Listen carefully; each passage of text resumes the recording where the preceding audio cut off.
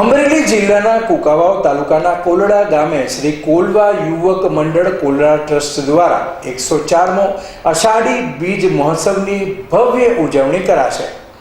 અષાઢી બીજ માટે સજ્જ થતું કોલેશ્વર ધામ કોલડા ધામધૂમપૂર્વક ઉજવાશે 104મો અષાઢી બીજ મહોત્સવ।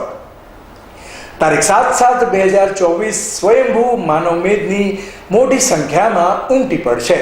આ પ્રસંગે વિવિધ ધાર્મિક કાર્યક્રમો પણ ઉજવાશે।